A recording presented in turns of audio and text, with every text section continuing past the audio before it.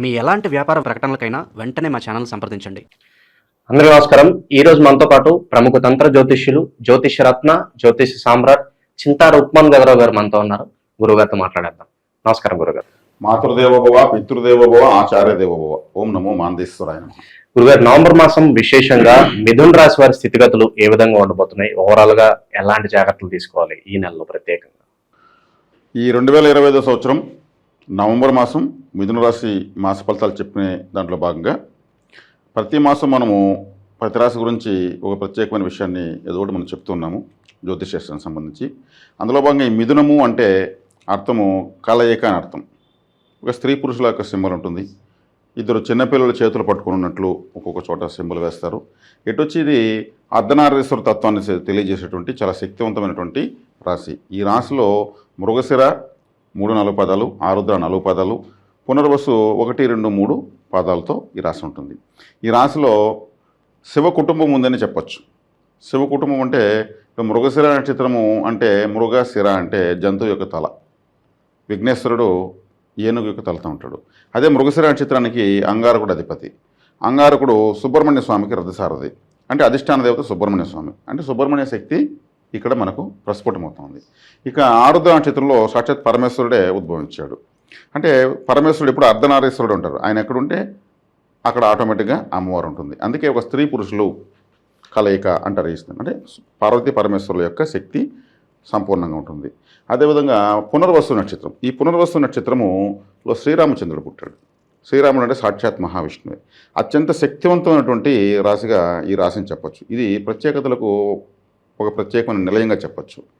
ఇది ఈ రాశి గురించి ఇంత గొప్పగా మనం ఇంకా కూడా ఎంతో ఉంది చెప్పాలంటే. మనం ఒక ప్రత్యేకమైనటువంటి ఒక విషయాన్ని తెలియజేయాలని ఒక ఉత్సుకత మనం చెప్తున్నాం కాబట్టి మరి ఈ రాశిలో పుట్టిన వాళ్ళు కూడా చాలా సంతోషానికి గురవుతారు. మనకు గొప్ప రాశిలో పుట్టినాము అనేటువంటి ఒక తృప్తికరమైనటువంటి విషయం ఉంటుంది. కాబట్టి ఈ పునర్వసు, ఆరుద్ర, మృగశిర లేదు మృగశిర, ఆరుద్ర, పునర్వసు ఈ నక్షత్రాలు చాలా చాలా శక్తివంతమైనవి. చాలా గొప్ప గొప్ప దేవతలు, గొప్ప గొప్ప చరిత్ర పురుషులు పుట్టినటువంటి నక్షత్రాలు ఇవి.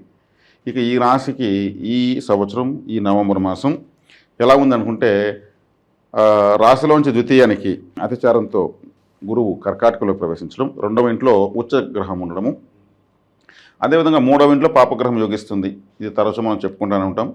ఈరోజు అందరికీ జ్యోతిష్యం అంటే జ్యోతిష్యం తెలియని వాళ్ళకు కూడా జ్యోతిష్యంతో పరిచయం ఎక్కువైపోయింది.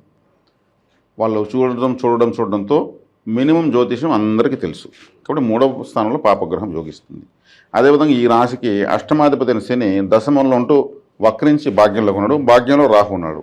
ఇక్కడ ఏమవుతుందంటే పితృ అరిష్టము అని చెప్పచ్చు. పితృ అంటే 9వ స్థానము పితృస్థానం. అక్కడ రాహు ఉన్నాడు. 9లో రాహు ఉండకూడదు, అంత మంచిది కాదు. అతను మూల త్రికోణమే, కానీ అక్కడుండి ఎక్కడ చూస్తున్నాడు? సింహరాశిని చూస్తున్నాడు. సింహం అంటే సూర్యునిది. సూర్యుడు పితృకారకుడు. సింహం రవికి రాహుకి శత్రుత్వం ఎక్కువ ఉంది. అంటే స్ట్రైట్గా రాశిని చూడడం వల్ల తండ్రి సమానులకు నలత, కష్టము, నష్టము, అరిష్టము అని తెలియజేస్తారు. కాబట్టి పితృ ఆరాధన చాలా ఇంపార్టెంట్. అదేవిధంగా మనకు 5వ స్థానంలో బుధగ్రహము రాశ్యాధిపతి ఉన్నాడు, అదొక అదృష్టము. తర్వాత 6వ స్థానానికి కుజుడు వెళ్తున్నాడు. అది ఒక విధంగా పంచమ స్థానం నుంచి వెళ్ళడం కొంచెం టెన్షన్లు ఏమైనా తగ్గుతాయి. రవి 3వ ఇంటివాడు 5, 6 స్థానాలపైన సంచారము. 6వ స్థానానికి వచ్చినప్పుడు కాస్త రవి ఫేవర్ అవుతాడు. ఎందుకంటే 5వ స్థానంలో నీచ రవి, తులారాశిలో రవి నీచపడతాడు. కాబట్టి ఇక్కడ 6వ స్థానానికి రావడము, అక్కడికి 6వ స్థానానికి వచ్చిన శని, వక్రించిన శని రవిని చూస్తాడు. కానీ అక్కడ కూడా కుజుడున్నాడు, మళ్ళీ గురువు చూస్తాడు. ఇక్కడ 6వ స్థానము అనేది ఒక విధంగా డామినేట్ అవుతాం. శని చూస్తాడు 6వ స్థానాన్ని, రవి కుజులు వాళ్ళకి ప్రాతినిధ్యం వహిస్తున్నారు. అదేవిధంగా గురువు చూస్తాడు, గురువు వచ్చి దృష్టితో చూస్తాడు. కాబట్టి ఇక్కడ ఈ 6వ స్థానం సంబంధం 6వ స్థానం అంటే ఏమి? శత్రు రోగ రుణస్థానము. అదేవిధంగా చేసేటువంటి వృత్తి, మనము ఒకరి కింద పనిచేసేది 6వ స్థానము, మనం సొంతంగా పనిచేసేది 10వ స్థానం. 10వ స్థానంలో శని వక్రించి 6వ స్థానం చూస్తాడు. అంటే వృత్తి అనేటువంటి స్థానాలు ప్రభావితం అవుతుంది. అంటే వృత్తిలో మార్పులు, ఏదో నష్టాలు కష్టాలు కాదు, ఛాలెంజెస్, ప్లేస్ కూడా మారొచ్చు అంటారు. కొత్త వృత్తులు ప్రారంభించుకోవడము. అక్కడ ఏదైనా ఛాలెంజెస్, నా వల్ల కాదా, నేను ఇక్కడ పని చేయకపోతే నేను చేయలేనా? 6వ స్థానం అంటే శత్రు రోగ రుణాలు అన్నాను. శత్రు అంటే చేసే పనిలో వ్యతిరేకత పరిస్థితులు కూడా, వ్యక్తులేని కాదు, నేను చేసుకోగలను, నా వల్ల అవుతుంది, నాకు టాలెంట్ లేకపోతే నేను ఒకరు భయపడాలి అనేటువంటి కొత్త ప్రాజెక్టులు స్టార్ట్ అయిపోతాయి. కాబట్టి ఈ విధానం అంటే ఒక మంచిదే. చెడ్డ వల్ల జరిగే మంచిగా దేని వల్ల జరగదని ఒక మాట అంటారు కదా. కాబట్టి కొన్ని ఛాలెంజెస్ సవాళ్ళు ఎదురైనప్పుడు ఏమవుతుంది, వీళ్ళ సామర్థ్యం బయటపడుతుంది. కాబట్టి మిథున రాశి వాళ్ళకు ఇది నెగటివ్తో కూడుకున్న పాజిటివ్ అని చెప్పొచ్చు. అదేవిధంగా పితృదోషం అయితే ఉంది, అది తండ్రి సమానులకు. కాబట్టి తండ్రి లేని వాళ్ళు ఏమన్నా ఉంటే వాళ్ళు అమావాస్య రోజు మకా నక్షత్రం రోజు ఏదో కొంత అన్నదానం చేస్తే మంచిది. అంటే మకా నక్షత్రం పితృ నక్షత్రం, అమావాస్య పితృ తిథి. అంటే ఆ రోజు పితృదేవతల యొక్క మనం ఏదైనా సమర్పిస్తే వాళ్ళని తలుచుకుని దాన ధర్మాలు చేస్తే మనకు వాళ్ళ ఆశీర్వాదం వస్తుందనేది ఒకటి ఉంది. కాబట్టి అలా అన్నదానం చేసుకోవచ్చు. తండ్రి ఉన్న వాళ్ళు చేయకూడదు, తండ్రి చేయలేని వయసులో ఉంటారు, అప్పుడు వీళ్ళు అన్నదానం చేయొచ్చు. కాబట్టి అది పరిహారం అవుతుంది. కాబట్టి కేతు 3వ ఇంట్లో ఉన్నాడు కాబట్టి 3వ ఇంటి కేతు పాపగ్రహము చేసేటువంటి ప్రయత్నాలు సక్సెస్ అయ్యేదానికి తోడ్పడుతుంది. 2వ ఇంట గురువు వచ్చాడు, గురువు బాధకాధిపతి 2వ ఇంట్లో వచ్చేస్తే పట్టాడు. అంటే బాధకాధిపతి వచ్చేసి పడ్డాడంటే ధనకారకుడు కాబట్టి వీళ్ళు కొంత బాధపడి ధనాభివృద్ధి వైపు వెళ్తారు. బాధకాధిపతి బాధ పెడతాడు, కానీ అతను వచ్చేసి పొందాడు, వీళ్ళు ఒక ప్లాట్ఫామ్ రెడీ చేసుకునేస్తారు. అంటే వీళ్ళకి ఏదో ఒక నష్టమో కష్టమో ఒక పౌరుషమో ఛాలెంజో ఏదో ఒకటి ఎదురవుతుంది. దాన్ని ఏం చేస్తారో దాన్ని బాధగా తీసుకొని సీరియస్గా ఆలోచించి అడుగులు ముందుకేసేస్తారు. కాబట్టి గురువు అనేవాడు బాధ పెట్టినా అది వాళ్లకు మిథున రాశి వాళ్ళకు ఉత్సాహాన్ని ఇచ్చేటువంటి మంచి ఫలితాలు ఇచ్చేస్తాడు. కాబట్టి ఇక్కడ గ్రహ సంపత్తి ఎట్లా ఉందంటే శుభాశుభ మిశ్రమంగా ఉన్నా కానీ బెనిఫిట్ వీళ్ళదే. చివరికి ఒడిసి పట్టుకునేస్తారు, దాంట్లో సమర్థత ఖచ్చితంగా ఉంటుంది. ఇంకా విద్యార్థులకైతే బాగానే ఉంది. శుక్రుడు అక్కడే ఉన్నాడు, బుధుడు 5వ స్థానాన్ని బాగా డీల్ చేస్తున్నాడు. 4వ స్థానాధిపతి 5లో ఉండడం మంచిది, శుక్రుడు స్వస్థానం ఉండడం మంచిది. కాబట్టి విద్యార్థులకు బాగుంది, యువకులకు బాగుంది. కొన్ని ఆందోళనకరంగా వచ్చి శుభంగా మారుతాయి. ఇప్పుడు మనం క్రికెట్ మ్యాచ్ చూస్తాము, మెయిన్ బ్యాట్స్మెన్తో అవుట్ అవుతారు, కొత్తగా అదే ఫస్ట్ మ్యాచ్ ఆడే ఒక బ్యాట్స్మెన్ వస్తాడు, ఒక చిన్న అబ్బాయి వస్తాడు. అతను ఇంటర్నేషనల్ మ్యాచ్లో ప్లేయర్స్ ఎదుర్కొంటున్నాడు, అందరూ టెన్షన్ పడతారు, పెద్ద పెద్ద నిలబడతాడని. అతను ఆ క్లిష్ట పరిస్థితిని కెరీర్గా మార్చుకుంటాడు. అప్పుడు ఈ మ్యాచ్ కానీ గెలిపిస్తే అతనికి స్టాండర్డ్ అవుతాడు టీంలో. వచ్చిన ఫస్ట్ మ్యాచ్లో మ్యాచ్ గెలిపించాడని, విన్నర్ అయ్యాడని. అలా ఇప్పుడు మిథున రాశి వాళ్ళు వచ్చినటువంటి క్లిష్ట పరిస్థితులు ఏదైనా ఉంటే కూడా వాటిని మ్యాచ్ బాగా ఆడతారు, చివరి వరకు వెళ్ళినా విజయం వస్తుందంట. ఖచ్చితంగా వస్తుంది. కానీ ఆ విజయానికి కావాల్సిన టెన్షను, ఎఫర్టు, బ్రెయిన్ వర్క్ అవన్నీ చేస్తారు. వ్యతిరేక గ్రహాలు వ్యతిరేకతను ఎప్పుడు ఇస్తూ ఉంటాయి. అవి ఇచ్చినప్పుడే మనిషి గొప్పోడు అవుతాడు. పూల పంట పైన ఉన్నట్టు మన జీవితం ఉంటుంది, అలా ఉంటే అదొక దురదృష్టం. ఏ పని చేయనోడు శరీరం గుళ్ళిపోతుంది. శ్రమ ఉండాలి, అవయవాలకు ఒక వ్యాయామం ఉండాలి, బ్రెయిన్కి ఒక ఆలోచన ఉండాలి, అవన్నీ ఉంటాయి. ఇప్పుడు మిథున రాశి వాళ్ళ స్కిల్ నిరూపించుకుంటారు. వివాహ ప్రయత్నాల పరిస్థితి ఏంటి గురువు? వివాహ ప్రయత్నాలు బాగుంటాయండి. శుక్రుడు బాగున్నాడు, కుజుడు స్వస్థానం వెళ్ళాడు. ఎందుకంటే ఇప్పుడు కుజ శుక్రులు స్వస్థానాలకు రావడము స్త్రీ పురుషులకు అన్ని రాశుల వాళ్ళకు వివాహ ప్రయత్నాలు బాగుంటాయి. ఎందుకంటే ఆ కారకులు కంఫర్ట్గా ఉండాలి, ఎవరు స్వస్థానానికి వాళ్ళు వెళ్ళారు. కాబట్టి ఇక్కడ ఒక మిథున రాశికనే కాకుండా వాళ్ళు సొంత ఇంట్లో ఉన్నారు కాబట్టి అన్ని రాశులకు కూడా ఆ వివాహ కారకుల బలం అంటే మనకు స్వస్థానము, వాళ్ళు కంఫర్ట్గా ఉన్నారు కాబట్టి ఇప్పుడు ప్రయత్నించవచ్చు. గృహయోగము, ఏదన్నా యోగములు, కొత్త ప్రాపర్టీస్ కొనుక్కునే ఆస్కారం ఎంతవరకు? గృహయోగం ఉంటుందండి.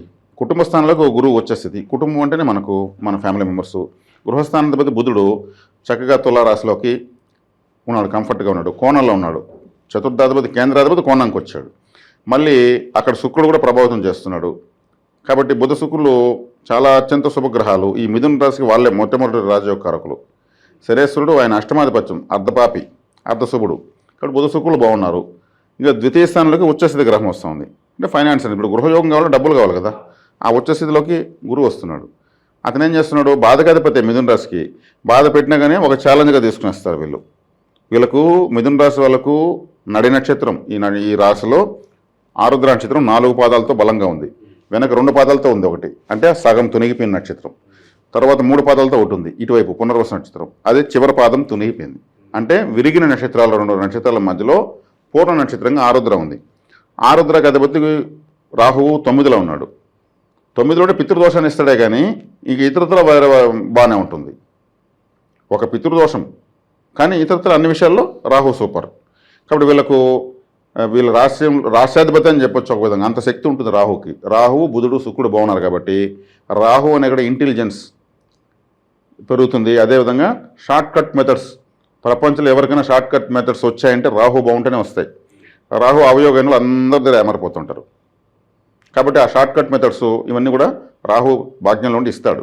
ఈ బెట్టింగ్ లో డబ్బులు సంపాదించే వాళ్ళకి కూడా రాహు స్ట్రాంగ్ గా ఉన్నట్లేనా? బెట్టింగ్లు, హార్స్ కోర్సు, ఇంకేదో ఈ పేకాట, తర్వాత ఇంకా అన్ని రకాల జూదాలు, మాఫియాలు, ఈ ఆన్లైన్ సైబర్ క్రైమ్లో మోసపోతూ ఉంటారు, కేసు పెడుతూ ఉంటారు.